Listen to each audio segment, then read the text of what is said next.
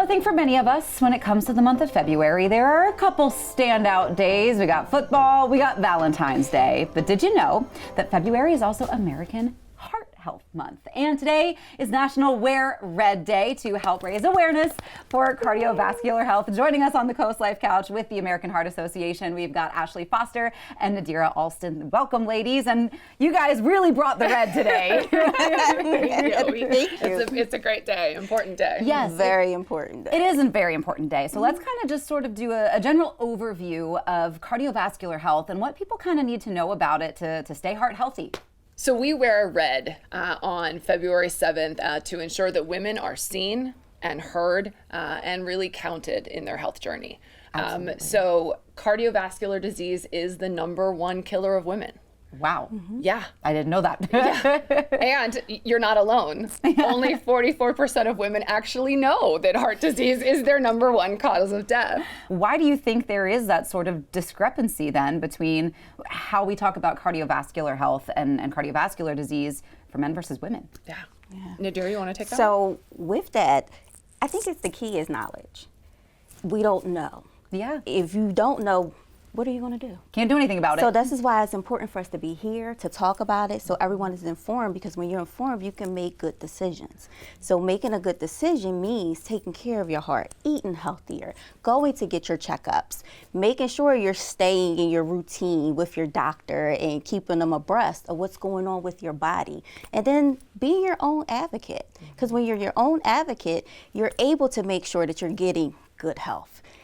Get especially from your doctors, information from your doctors, and then you're eating healthy, and then also you're exercising. So you're taking care of yourself inside out. So that is the key, and that is important for us to be here to share that. Yeah, I think Nadira, especially what you said about, going to the doctor, step one, make sure you get your regular checkups, and being your own advocate are 2 extra important steps for women, because I think a lot of the times we get too busy, we're like, oh, we're too busy to go to the doctor. We got to do the grocery shopping. And a lot of times it's sort of house maintenance. Women are in charge of the social calendar a lot of times. So what keeps sliding down the list of importance? The doctor's visit. And that is so key. So as women, we are natural nurturers, whereas though we take care of everybody else before we take care of ourselves. So we're leaving ourselves last on the list. So when things happen, it's an alarm, because we left ourselves last on the list. So now we're running to take care of ourselves. But if we thought about ourselves, and sometimes it's okay to be a little selfish, just a little selfish. And this is a good thing, because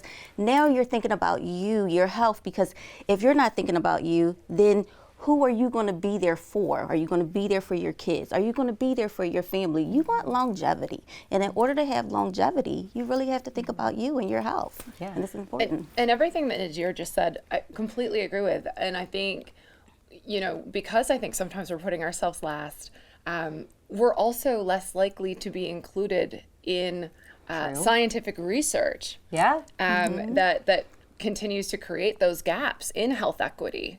So 38% of cardiovascular clinical trial participants are women. That's only 38%. Quite a bit less than half. Right, it's quite a bit less, right? So those are creating real disparities. Another one that really shocked me is that women are less likely to receive CPR assistance when they do have a heart attack symptom. Gosh. Yes, Wow, less likely than men to receive assistance even when they are in the middle of a cardiovascular emergency. Yeah. And those are disparities that we have to work on. I'll leave you, I'll say just one more stat, because I think it's really important. And this is true. So nearly 45% of women over the age of 20 have some form of cardiovascular disease already. So I know if you're over the age of 20, Oh no. 45% of you have, you're already experiencing some beginnings of that. So get checked. That's awesome. Anything else that you want to leave women with today before we let you go? We do. Yes. We do. We have a couple of events coming up that we would love to share with you all. So we talked about, today, February 7th is National Go Red for Women Day. We also have, do you want to talk about the STEM event? Yes, I am. So we're having a STEM event. So STEM goes red. So it's going to be April the 10th, and it's going to be at the University of Delaware in Clayton. We're going to have 200 young women from grades 7 to 10, where they'll be able to attend workshops led by large companies from Yes, Delmarva Power, energy. Then also in the health field. So we have all different companies, IT, name it in STEM, we have it, giving them the experience because you're only as good as what you're exposed to. That's true. And that exposure unleashes great potential. And with that, we're able to help women, young girls, to want to do STEM programs in high school, also in college. Yeah. And then also too, we're having a panel, and the panel is building your confidence kit. So we have some VPs, women VPs that will be on the panel talking about their confidence toolkit, dreaming big, because if you have the confidence and dream big, you're able to do anything. You're pretty much unstoppable. Because without the confidence, That's right. what is there? That's right. So with that, Yes, and getting more women into STEM will help us address some of those clinical disparities. That's why it's so important, right? Absolutely. And then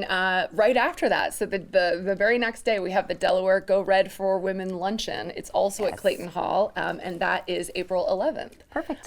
So everybody can learn more about any of our events at www.heart.org/Delaware Go Red. There you go. All right. Well, thank you, ladies, once again for coming you. in and raising that awareness. Like I said, I know a lot of people are going to be making doctor's appointments, and a lot of people are going to be checking out those events that you have coming up. But we also, as we said, one of those ways to stay heart healthy is to eat some good meals. We've got an organization that makes sure that people around the world are eating good meals. That's on the way.